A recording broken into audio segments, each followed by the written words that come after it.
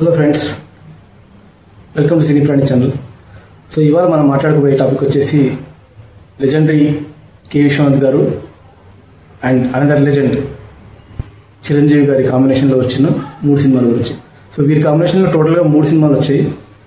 First వచ్చేసేసి శుభలేఖ cinema, అది 1982లో release అయింది. సెకండ్ది వచ్చి స్వయం కృషి మూవీ 1987లో రిలీజ్ అయింది. ఇంకొక 5 years తర్వాత Aapadbandhavudu. So every 5 years ఒక క్లాసిక్ వదిలినారు. All 3 movies are nothing less than a classic, super movies. So first మనం శుభలేఖ గురించి మాట్లాడుకుందాం. సో శుభలేఖ మూవీ వచ్చేసి 1982 టైంలో రిలీజ్ అయింది. The movie is more about a commentary on the dowry system, అమ్మాయిని చిన్న చూపు చూసే క్యారెక్టర్ల గురించి, సో వాటి గురించి అనమాట. సో చిరంజీవి గారి క్యారెక్టర్ వచ్చేసి one of the best return male characters in Telugu cinema history అని అంటున్నాను. Amazing character, zero heroism. అంటే హీరోయిజం ఉన్నా కానీ మనం ఇప్పుడు అలవాటైన హీరోయిజం కాదు అది.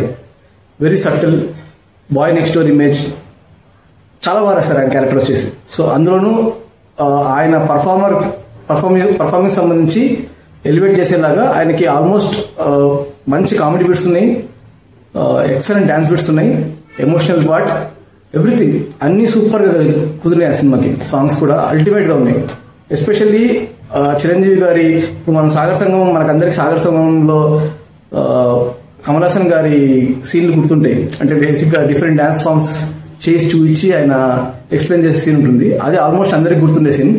బట్ శుభలేఖ సినిమాలో కూడా అటువంటి సీన్ ఒకటి చిరంజీవి గారికి పడింది అని ఎంతమందికి తెలుసు నాకు తెలియదు. ఒకవేళ తెలుసుంటే కనుక గ్రేట్, బట్ ఇఫ్ నాట్ మీరు ఇంకొకసారి శుభలేఖ సినిమా ఓపెన్ చేసి, ఆల్మోస్ట్ సినిమా స్టార్ట్ అయిన బిగినింగ్లోనే వచ్చేస్తున్నది ఒక 15-20 minutesలో. సో ఆల్విన్ అనే బ్రాండ్ గురించి ఆయన ఎండోర్స్ చేస్తూ 3 డాన్స్ ఫామ్స్ ఉంటాయి. సో బేసిక్గా ఒకటి కూచిపూడి, కథకళి, ఈ 3 డాన్స్ ఫామ్స్ చేసి చూపిస్తారు. ఆయన కళ్ళు అంటే ఆ షార్ట్స్లలో ఆయన బాడీలో ప్రతి పార్ట్ వదులుతుంటుంది ఆ డాన్స్ చేసేటప్పుడు. So that shows his amazing dance abilities. Okay, ఆ డాన్స్ బిట్ కాకుండా ఆ సినిమాలో ఇంకో స్పెషల్ ఏంటంటే సంగీతంతో మాట్లాడుకుంటారు. సో డైలీ కన్వర్సేషన్స్ లాగానే ఉంటాయి అండ్ సంగీతంతో మాట్లాడుకోవడం, అది హైలైట్. ఎస్పెషల్లీ ఒక సీన్ ఉంటుంది, చిరంజీవి గారి బాబాయ్ కూతురు ఉంటారు, అంటే ఆయన చెల్లెలు, ఆవిడకి కాలేజ్లో సీట్ ఇప్పించారనమాట. సో వాళ్ళు వచ్చేసేసి డొనేషన్ గురించి అమౌంట్ అడుగుతారు. వీళ్ళు పాపం అంత అమౌంట్ ఇచ్చుకోలేని వాళ్ళు అనమాట. బట్ ఆ అమ్మాయికి మంచి మార్క్స్ వచ్చి ఉంటాయి. బట్ డబ్బులు ఇవ్వలేకపోవడం వల్ల ఆవిడ సీట్ అంటే ఆ సీట్ ఆ అమ్మాయి కాకుండా వేరే వాళ్ళకి ఇవ్వాలి అనే డిస్కషన్ నడుస్తుంటుంది. సో ఆ టైంలో చిరంజీవి గారు కాలేజ్కి వెళ్ళి 4-5 అన్నమాచార్య కీర్తనలు పడతారు.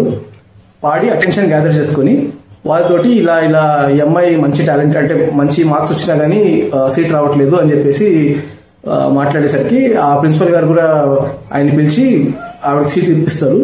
బట్ ఆ సీట్ ఇప్పించిన సీన్ తర్వాత ఈయన మళ్ళీ వాళ్ళ హోటల్కి వెళ్ళినప్పుడు బాబాయ్ వాళ్ళు, అదే ఆ అమ్మాయి వాళ్ళ ఫాదర్ వాళ్ళు వచ్చేసి ఏమైందిరా అని అడుగుతుంటారు. అక్కడ వచ్చే బిట్ ఉంటుంది, అల్టిమేట్ బిట్.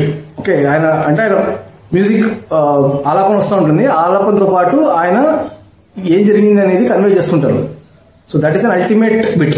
అంటే ఫర్ ఎగ్జాంపుల్, ఎవరైనా కాలు పట్టుకున్నావా అని అడుగుతారు అనమాట. అంటే పని జరిగిందని చెప్తారు. అప్పుడు ఎవరైనా కాలు పట్టుకున్నావా అంటే వెంటనే అది ఒక బిట్ వస్తుంది, తరారి రారా అని చెప్పేసి. అంటే అల్టిమేట్ పర్ఫార్మెన్స్ అండి అసలు.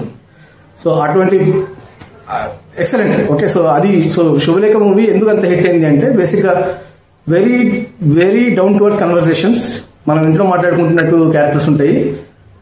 On top of it every character has its own wait. Amazing movie. So Chiranjeevi గారికి అటువంటి మూవీ, అంత పర్ఫార్మెన్స్, అంటే ఆ టైంలో 1982లో అటువంటి మూవీ పడడం అనేది అల్టిమేట్. సో నెక్స్ట్ మూవీ గురించి మాట్లాడుతున్నాం ఇప్పుడు, స్వయం కృషి. సో స్వయం కృషి తెలియని వాళ్ళు ఉండరు. సో బేసిక్గా మనం ఎప్పుడు కూడా చిరంజీవి గారి గురించి మాట్లాడేటప్పుడు ఆయన స్వయంగా ఇది అని మాట్లాడుతుంటాం కదా. సో స్వయం కృషి మూవీలో కూడా ఆయన చెప్పులు కుట్టే క్యారెక్టర్ నుంచి ఆ బిజినెస్ బాగా డెవలప్ అయ్యి బాగా రిచ్ అయిపోయి, బట్ స్టిల్ ఆయన రూట్స్ మాత్రం ఎప్పుడు మర్చిపోయి ఉండరు. సో బేసిక్గా ఆ సినిమా వచ్చేసి విలువలు నేర్పే సినిమా.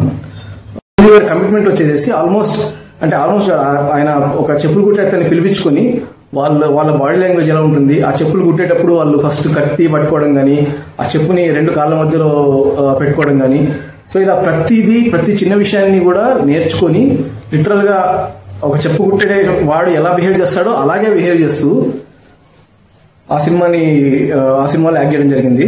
So ultimate performance. అందులోనూ నాకు 2 స్టాండర్డ్ సీన్స్ ఉన్నాయి ఆ సినిమాలో. ఒకటి వచ్చేసేసి ఆయన లవ్ ఫెయిల్యూర్ సీన్ ఒకటి ఉంటుంది. అంటే ఆయన చిన్నప్పటి నుంచి సుమలత గారిని చదివిస్తూ ఆవిడనే పెళ్లి చేసుకోవాలనే ఉద్దేశంతో ఉంటుంటారు. బట్ ఆవిడ వచ్చేసేసి వాళ్ళ కాలేజ్ మేట్ ఇంకొక అతన్ని లవ్ చేస్తానని చెప్పి అతను పెళ్లి చేసుకోవాలనుకుంటున్నా అని చెప్పి చెప్తారు. చెప్పిన వెంబడే చిరంజీవి గారి క్యారెక్టర్ వాళ్ళకి పెళ్లి చేసే సీన్ ఉంటుంది. ఆ సీన్ అయిపోయిన తర్వాత ఇంటికి తాగొస్తారు. సో లిటరల్ గా ఒక 4 to 5 minute బిట్ ఉంటుంది తాగినప్పుడు. ఆయన చెప్పే డైలాగ్స్ కానీ ఆయన చేసిన యాక్షన్ కానీ ultimate action. Okay, so beautiful. So అదొక స్టాండర్డ్ సీన్. ఇంకొక సీన్ వచ్చేసి వాళ్ళు బాగా రిచ్ అయిన తర్వాత వాళ్ళ పిల్లోడికి అంటే వాళ్ళ బాబుకి ఆ డబ్బులు వచ్చిన ఈగోలో కొంచెం ఈగోయిస్టిక్ గా బిహేవ్ చేస్తుంటాడు.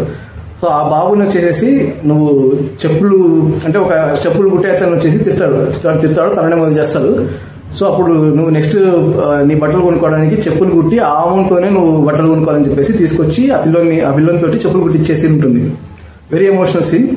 అగైన్ శుభలేఖ సినిమా నుంచి ఎమోషన్స్ ని ఇంకొక రేంజ్ తీసుకెళ్తారనమాట స్వయం కృషి మూవీకి. విశ్వనాథ్ గారు బేసిక్ విశ్వనాథ్ గారు అండ్ చిరంజీవి గారి కాంబినేషన్. ఆ తర్వాత వచ్చిన మూవీ వచ్చేసి ఇంకొక 5 years తర్వాత ఆపద్ బాంధవుడు సినిమా వచ్చింది.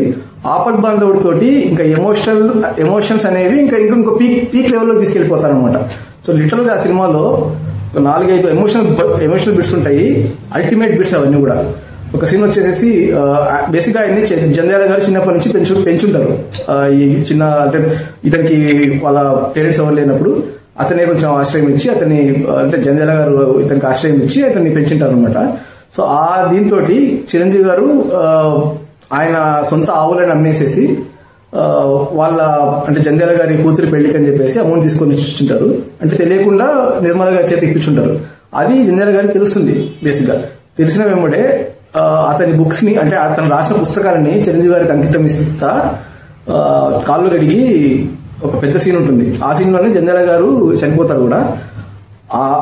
ఆ complete bit ultimate performance bit Chiranjeevi గారికి. ఆ బిట్ అయిపోయిన తర్వాత నేను అదే ఇంకా హైలైట్ అనుకున్నంటే ఆ బిట్ అయిపోయిన తర్వాత ఇంకో బిట్ వస్తుంది. సో బేసిక్ గా జంధ్యాల గారు చనిపోయిన తర్వాత చిరంజీవి గారు ఇంకా ఎమోషనల్ అవుట్ బస్ట్ అనమాట. దీనికి వెళ్ళి ఆ తెప్ప తీసుకొని అవతల పక్క బ్యాంక్ వెళ్ళిపోయి రివర్ బ్యాంక్ అవతల పక్క వెళ్ళిపోయి అక్కడ ఒక శివలింగం తయారు చేసుకొని కొన్ని డైలాగ్స్ ఉంటాయి అక్కడ. ఆ సీన్ అల్టిమేట్ బిట్ అది పర్ఫార్మెన్స్ పరంగా. సో అదొక అల్టిమేట్ సీన్. తర్వాత శివుడి రూపంలో డాన్స్ ఉంటుంది, డాన్స్ బిట్స్ ఉంటాయి, అవి అల్టిమేట్. తర్వాత మీనాక్షి శేషాద్రి గారికి వచ్చేసి కొంచెం మైండ్ సరిగా లేక ఆవిడ మెంటల్ హాస్పిటల్లో జాయిన్ చేసినప్పుడు అక్కడ చిరంజీవి గారు చేసే పర్ఫార్మెన్స్ కానీ. సో ఆ సినిమాలో అల్టిమేట్ గా ఒక 4-5 సూపర్ పర్ఫార్మెన్స్ బిట్లు ఉంటాయి. చిరంజీవి గారి ఫ్యాన్ ఎవరినైనా కనుక్కోండి, మీ ఫేవరెట్ సినిమాలలో డెఫినెట్ గా ఈ 3 ఖచ్చితంగా ఉంటాయి. సో మీరు ఈ జనరేషన్ కిడ్స్ కనుక ఆ సినిమాలు చూడకపోయింటే డెఫినెట్ గా వెళ్ళి ఆ సినిమాలు చూడండి. లింక్స్ కూడా కింద పెడతాను. So ultimate movies, don't miss them. But నా వరకు పర్సనల్ గా out of these 3 movies Subhalekha cinema వచ్చేసి that is my personal favourite. So మీకు ఏ సినిమా ఫేవరెట్ అనేది కమెంట్ చేయండి. అండ్ ఈ కంటెంట్ నచ్చినట్లయితే ప్లీజ్ లైక్ చేయండి. ఇలాంటి కంటెంట్ మీకు ఇంకా కావాలి అనిపిస్తే please subscribe to my channel as well. Please like, share, comment and subscribe to this channel. మీ సపోర్ట్ డెఫినెట్లీ నాకు కావాలి. Thanks a lot.